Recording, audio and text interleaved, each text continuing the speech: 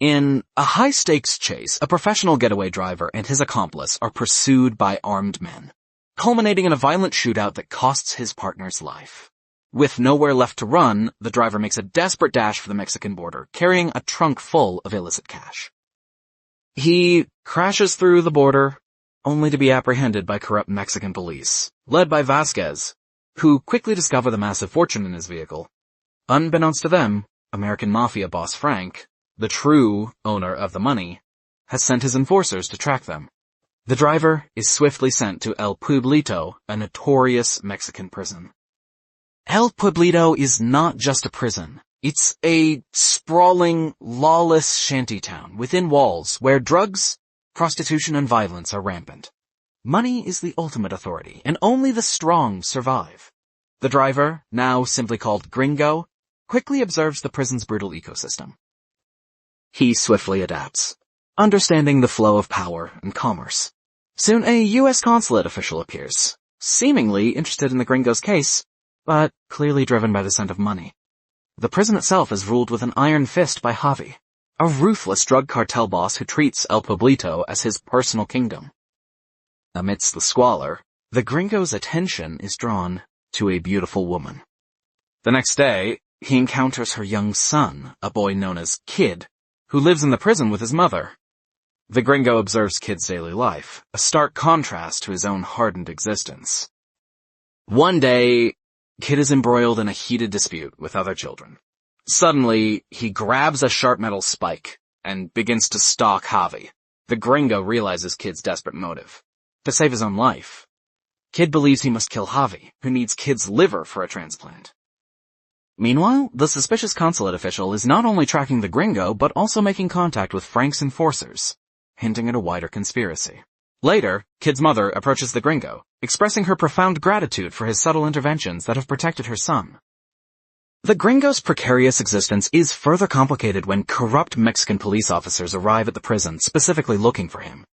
Realizing the threats mounting against him and Kid, the Gringo begins to meticulously plot the downfall of Javi's organization. His plan begins with subtle sabotage. He approaches Javi's cousin, sowing discord, and then strategically pilfers money from various prison inhabitants, disrupting the cartel's cash flow. This calculated move ignites a furious reaction. Enraged by the missing funds, Javi's cousin, Carnal, immediately seeks out Kid, believing the boy or his mother is responsible. The Gringo is soon captured and violently dragged before Javi, who demands answers about his missing money.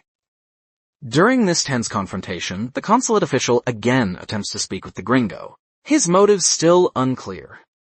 Meanwhile, the two corrupt Mexican police officers who captured the Gringo earlier are now themselves captured and interrogated by Frank's ruthless enforcers, revealing the far-reaching extent of Frank's power.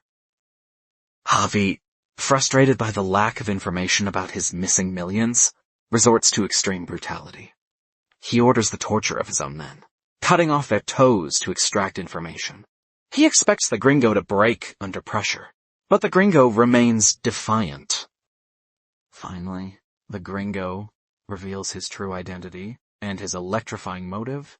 With fierce resolve, he declares, "That's my money! I'm going to kill you, Javi, with my own bare hands!"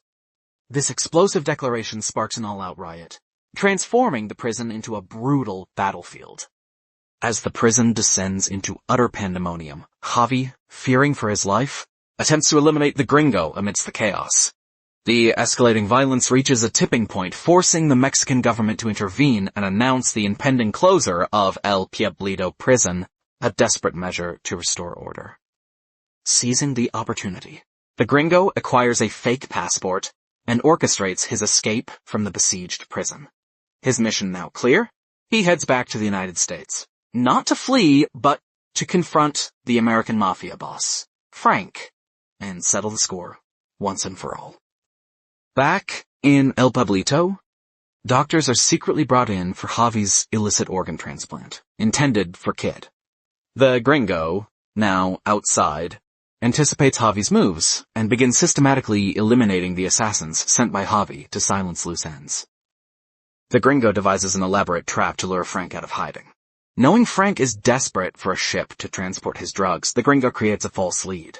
Simultaneously, Kid, showing incredible bravery, confronts Javi directly, attempting to delay the inevitable.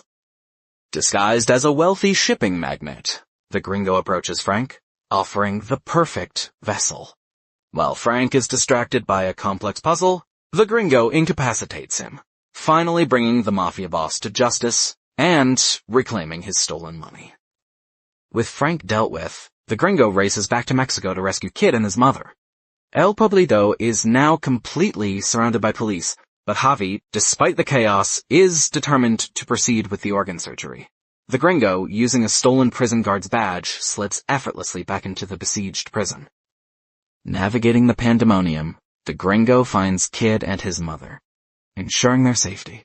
In a final, decisive move, he secures his rightful money and, with his mission accomplished, discreetly exits the prison, leaving the chaos behind. The Gringo Kid and his mother finally find peace and freedom, leaving the corrupt world of El Pueblito behind.